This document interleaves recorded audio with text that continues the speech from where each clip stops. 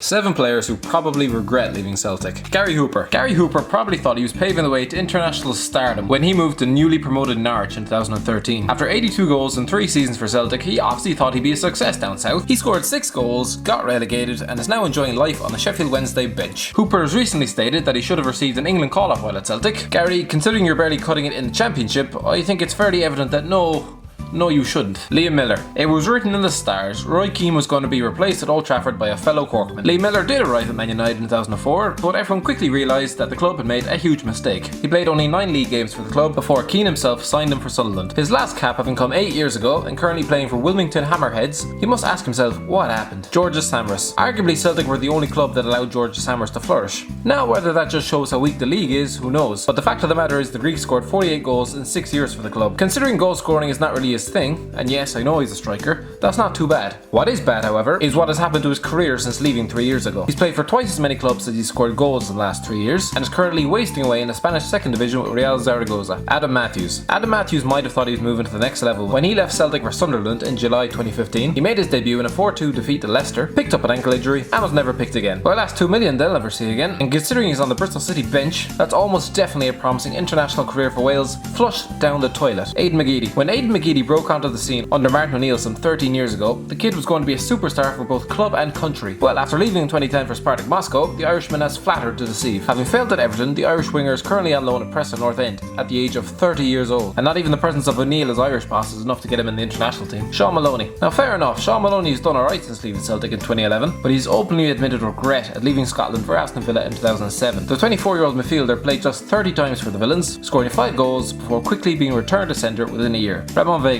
Ramon Vega won 3 trophies in his sole season on loan at Celtic and has regretted leaving ever since. The Swiss defender rates the time as the most enjoyable spell of his career, claiming that the fans were the best he'd ever played in front of.